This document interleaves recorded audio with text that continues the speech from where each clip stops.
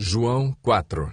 Os fariseus ouviram falar que Jesus estava fazendo e batizando mais discípulos do que João, embora não fosse Jesus quem batizasse, mas os seus discípulos. Quando o Senhor ficou sabendo disso, saiu da Judeia e voltou uma vez mais à Galileia.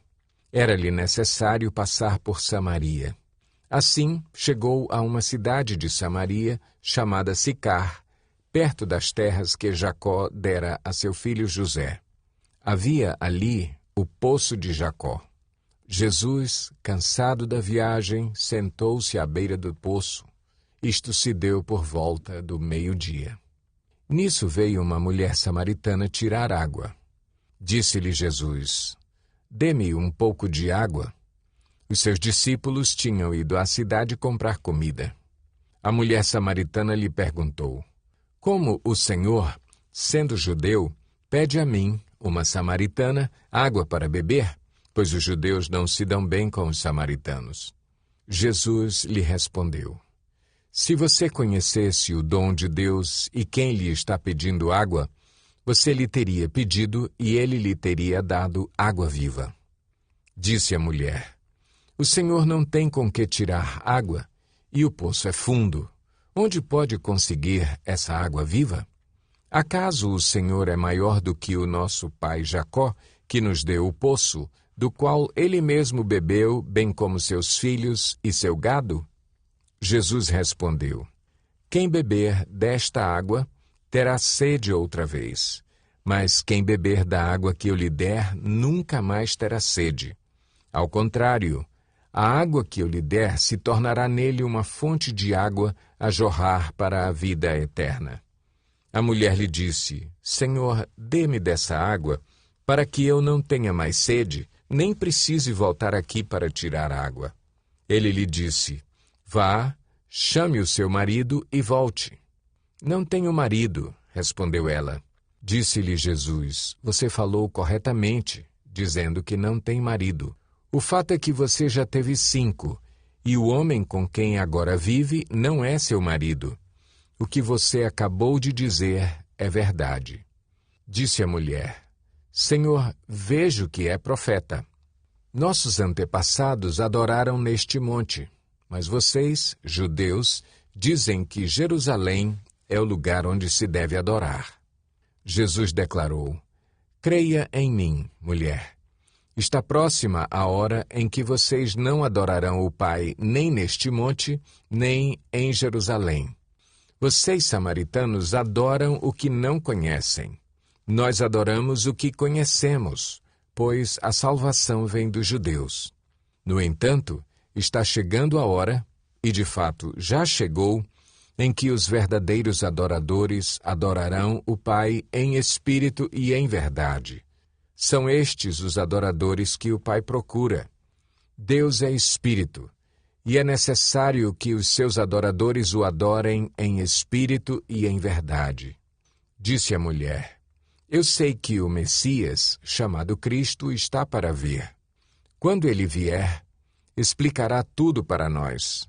Então Jesus declarou: "Eu sou o Messias, eu que estou falando com você."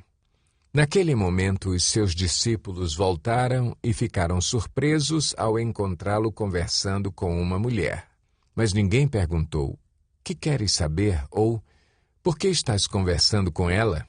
Então, deixando o seu cântaro, a mulher voltou à cidade e disse ao povo: "Venham ver um homem que me disse tudo o que tenho feito.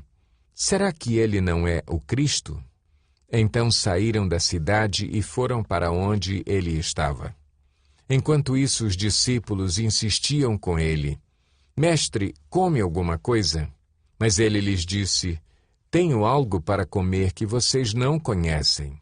Então os seus discípulos disseram uns aos outros: "Será que alguém lhe trouxe comida?" Disse Jesus: "A minha comida é fazer a vontade daquele que me enviou e concluir a sua obra. Vocês não dizem: daqui a 4 meses haverá a colheita? Eu lhes digo: abram os olhos e vejam os campos. Eles estão maduros para a colheita. Aquele que colhe já recebe o seu salário e colhe fruto para a vida eterna, de forma que se alegram juntos o que semeia e o que colhe. Assim é verdadeiro o ditado: um semeia e outro colhe. Eu os enviei para colherem o que vocês não cultivaram. Outros realizaram o trabalho árduo e vocês vieram a usufruir do trabalho deles. Muitos samaritanos daquela cidade creram nele por causa do seguinte testemunho dado pela mulher: ele me disse tudo o que tenho feito. Assim, quando se aproximaram dele, os samaritanos insistiram em que ficasse com eles, e ele ficou 2 dias. E por causa da sua palavra, muitos outros creram. E disseram à mulher: agora cremos não somente por causa do que você disse, pois nós mesmos o ouvimos e sabemos que este é realmente o Salvador do mundo. Depois daqueles 2 dias, ele partiu para a Galileia. O próprio Jesus tinha afirmado que nenhum profeta tem honra em sua própria terra. Quando chegou à Galileia, os galileus deram-lhe boas-vindas. Eles tinham visto tudo o que ele fizera em Jerusalém, por ocasião da festa da Páscoa, pois também haviam estado lá. Mais uma vez ele visitou Caná da Galileia, onde tinha transformado água em vinho. E havia ali um oficial do rei, cujo filho estava doente em Cafarnaum. Quando ele ouviu falar que Jesus tinha chegado à Galileia, vindo da Judeia, procurou-o e suplicou-lhe que fosse curar seu filho, que estava à beira da morte. Disse-lhe Jesus: se vocês não virem sinais e maravilhas, nunca crerão. O oficial do rei disse: Senhor, vem, antes que o meu filho morra. Jesus respondeu: pode ir, o seu filho continuará vivo. O homem confiou na palavra de Jesus e partiu. Estando ele ainda a caminho, seus servos vieram ao seu encontro com notícias de que o menino estava vivo. Quando perguntou a que horas o seu filho tinha melhorado, eles lhe disseram: a febre o deixou ontem, à 1h da tarde. Então o pai constatou que aquela fora exatamente a hora em que Jesus lhe dissera: o seu filho continuará vivo. Assim crerão ele e todos os de sua casa. Esse foi o segundo sinal miraculoso que Jesus realizou depois que veio da Judeia para a Galileia. João 5. Algum tempo depois, Jesus subiu a Jerusalém para uma festa dos judeus. Há em Jerusalém, perto da Porta das Ovelhas, um tanque que, em aramaico, é chamado Betesda, tendo 5 entradas em volta. Ali costumava ficar grande número de pessoas doentes e inválidas, cegos, mancos e paralíticos. Eles esperavam um movimento nas águas. De vez em quando descia um anjo do Senhor e agitava as águas. O primeiro que entrasse no tanque, depois de agitadas as águas, era curado de qualquer doença que tivesse. Um dos que estavam ali era paralítico, fazia 38 anos. Quando o viu deitado e soube que ele vivia naquele estado durante tanto tempo, Jesus lhe perguntou: você quer ser curado? Disse o paralítico: Senhor, não tenho ninguém que me ajude a entrar no tanque quando a água é agitada. Enquanto estou tentando entrar, outro chega antes de mim. Então Jesus lhe disse: levante-se, pegue a sua maca e ande. Imediatamente o homem ficou curado, pegou a maca e começou a andar. Isso aconteceu num sábado e, por essa razão, os judeus disseram ao homem que havia sido curado: hoje é sábado, não lhe é permitido carregar a maca.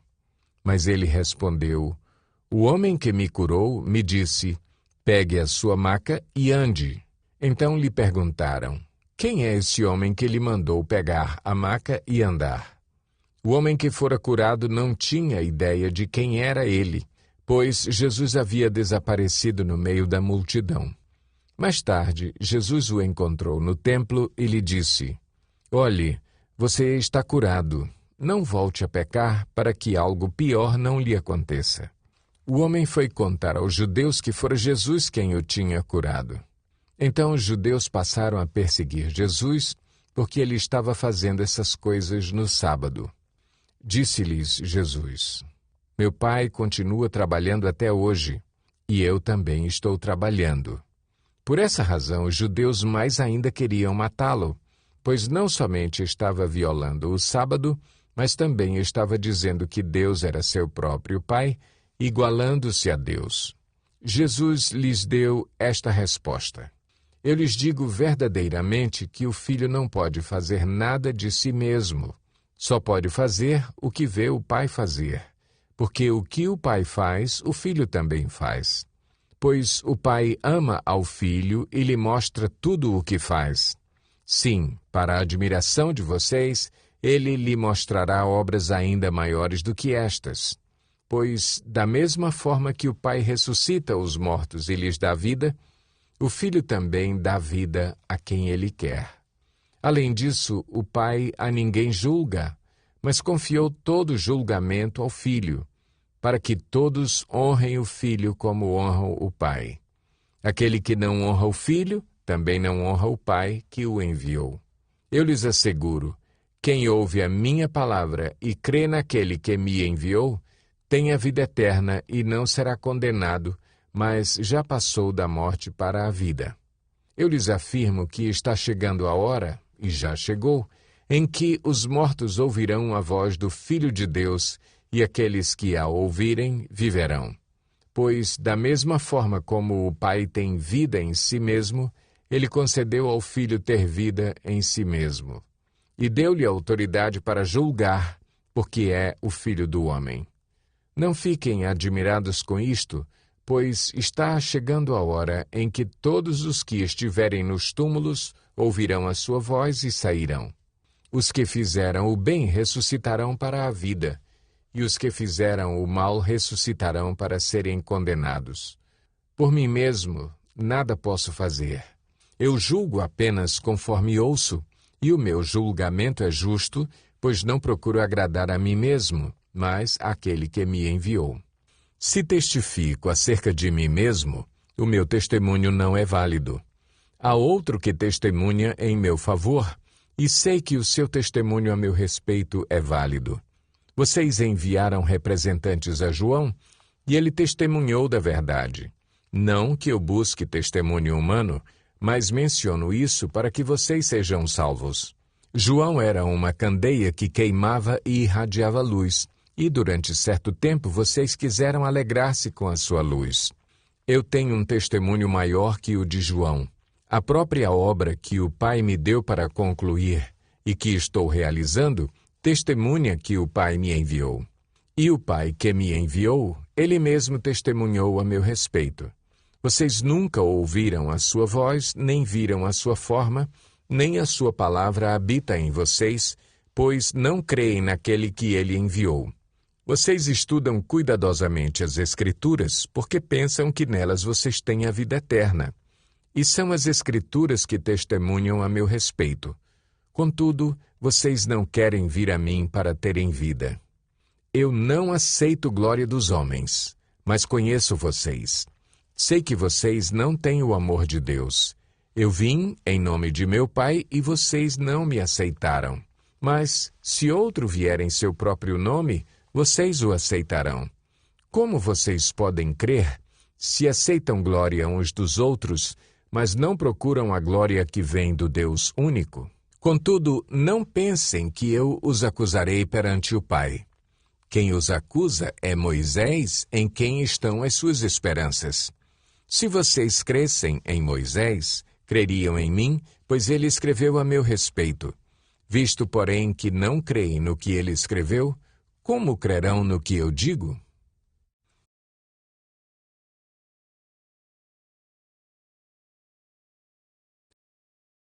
João 6. Algum tempo depois, Jesus partiu para a outra margem do mar da Galileia, ou seja, do mar de Tiberíades, e grande multidão continuava a segui-lo, porque vira os sinais miraculosos que ele tinha realizado nos doentes. Então Jesus subiu ao monte e sentou-se com os seus discípulos. Estava próxima a festa judaica da Páscoa. Levantando os olhos e vendo uma grande multidão que se aproximava, Jesus disse a Filipe: Onde compraremos pão para esse povo comer? Fez essa pergunta apenas para pô-lo à prova, pois já tinha em mente o que ia fazer. Filipe lhe respondeu: 200 denários não comprariam pão suficiente para que cada um recebesse um pedaço. Outro discípulo, André, irmão de Simão Pedro, tomou a palavra. Aqui está um rapaz com 5 pães de cevada e 2 peixinhos. Mas o que é isto para tanta gente? Disse Jesus: Mandem o povo assentar-se. Havia muita grama naquele lugar e todos se assentaram. Eram cerca de 5.000 homens. Então Jesus tomou os pães, deu graças e os repartiu entre os que estavam assentados, tanto quanto queriam, e fez o mesmo com os peixes. Depois que todos receberam o suficiente para comer, disse aos seus discípulos: Ajuntem os pedaços que sobraram, que nada seja desperdiçado. Então eles os ajuntaram e encheram 12 cestos com os pedaços dos 5 pães de cevada deixados por aqueles que tinham comido. Depois de ver o sinal miraculoso que Jesus tinha realizado, o povo começou a dizer: Sem dúvida, este é o profeta que devia vir ao mundo. Sabendo Jesus que pretendiam proclamá-lo rei à força, retirou-se novamente sozinho para o monte. Ao anoitecer, seus discípulos desceram para o mar, entraram num barco e começaram a travessia para Cafarnaum. Já estava escuro e Jesus ainda não tinha ido até onde eles estavam. Soprava um vento forte e as águas estavam agitadas. Depois de terem remado cerca de 5 ou 6 quilômetros, viram Jesus aproximando-se do barco, andando sobre o mar e ficaram aterrorizados. Mas ele lhes disse: Sou eu, não tenham medo. Então resolveram recebê-lo no barco e logo chegaram à praia para a qual se dirigiam. No dia seguinte, a multidão que tinha ficado no outro lado do mar percebeu que apenas um barco estivera ali e que Jesus não havia entrado nele com os seus discípulos, mas que eles tinham partido sozinhos. Então, alguns barcos de Tiberíades aproximaram-se do lugar onde o povo tinha comido o pão após o Senhor ter dado graças. Quando a multidão percebeu que nem Jesus nem os discípulos estavam ali, entrou nos barcos e foi para Cafarnaum em busca de Jesus. Quando o encontraram do outro lado do mar, perguntaram-lhe: Mestre, quando chegaste aqui? Jesus respondeu: A verdade é que vocês estão me procurando não porque viram os sinais miraculosos, mas porque comeram os pães e ficaram satisfeitos. Não trabalhem pela comida que se estraga, mas pela comida que permanece para a vida eterna, a qual o Filho do Homem lhes dará. Deus, o Pai, nele colocou o seu selo de aprovação. Então lhe perguntaram: O que precisamos fazer para realizar as obras que Deus requer? Jesus respondeu: A obra de Deus é esta: crer naquele que ele enviou. Então lhe perguntaram: Que sinal miraculoso mostrarás para que o vejamos e creiamos em ti? Que farás? Os nossos antepassados comeram o maná no deserto, como está escrito: Ele lhes deu a comer pão dos céus. Declarou-lhes Jesus: Digo-lhes a verdade. Não foi Moisés quem lhes deu o pão do céu, mas é meu Pai quem lhes dá o verdadeiro pão do céu. Pois o pão de Deus é aquele que desceu do céu e dá vida ao mundo. Disseram eles: Senhor, dá-nos sempre desse pão. Então Jesus declarou: Eu sou o pão da vida. Aquele que vem a mim nunca terá fome.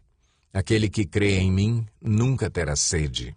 Mas, como eu lhes disse, vocês me viram, mas ainda não creem. Todo aquele que o Pai me der, virá a mim, e quem vier a mim, eu jamais rejeitarei. Pois desci dos céus não para fazer a minha vontade, mas para fazer a vontade daquele que me enviou.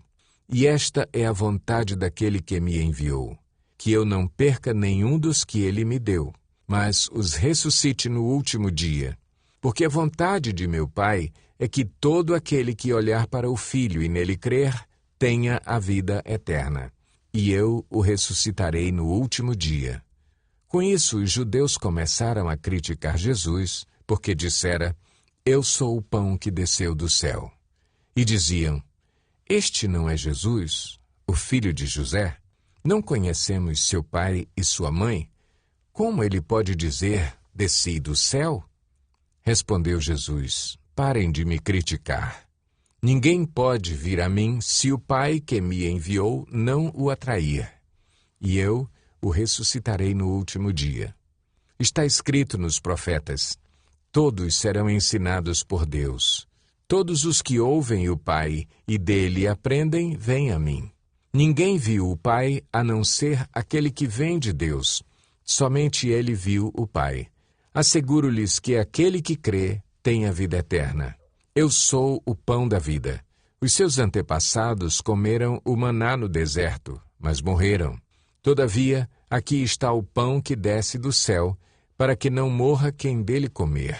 Eu sou o pão vivo que desceu do céu. Se alguém comer deste pão, viverá para sempre. Este pão é a minha carne, que eu darei pela vida do mundo. Então os judeus começaram a discutir exaltadamente entre si. Como pode este homem nos oferecer a sua carne para comermos? Jesus lhes disse, eu lhes digo a verdade. Se vocês não comerem a carne do Filho do Homem e não beberem o seu sangue, não terão vida em si mesmos. Todo aquele que come a minha carne e bebe o meu sangue tem a vida eterna, e eu o ressuscitarei no último dia. Pois a minha carne é verdadeira comida e o meu sangue é verdadeira bebida. Todo aquele que come a minha carne e bebe o meu sangue permanece em mim e eu nele. Da mesma forma como o Pai que vive me enviou e eu vivo por causa do Pai, assim aquele que se alimenta de mim viverá por minha causa. Este é o pão que desceu dos céus. Os antepassados de vocês comeram o maná e morreram, mas aquele que se alimenta deste pão viverá para sempre. Ele disse isso quando ensinava na sinagoga de Cafarnaum. Ao ouvirem isso, muitos dos seus discípulos disseram, dura é essa palavra, quem pode suportá-la? Sabendo em seu íntimo que os seus discípulos estavam se queixando do que ouviram, Jesus lhes disse, isso os escandaliza? Que acontecerá se vocês virem o Filho do Homem subir para onde estava antes? O Espírito dá vida. A carne não produz nada que se aproveite. As palavras que eu lhes disse são espírito e vida. Contudo, há alguns de vocês que não creem, pois Jesus sabia desde o princípio quais deles não criam e quem o iria trair. E prosseguiu, é por isso que eu lhes disse que ninguém pode vir a mim, a não ser que isto lhe seja dado pelo Pai. Daquela hora em diante, muitos dos seus discípulos voltaram atrás e deixaram de segui-lo. Jesus perguntou aos 12, vocês também não querem ir? Simão Pedro lhe respondeu, Senhor, para quem iremos? Tu tens as palavras de vida eterna. Nós cremos e sabemos que és o Santo de Deus. Então Jesus respondeu, não fui eu que os escolhi, os 12? Todavia, um de vocês é um diabo. Ele se referia a Judas, filho de Simão Iscariotes, que, embora fosse um dos 12, mais tarde haveria de traí-lo.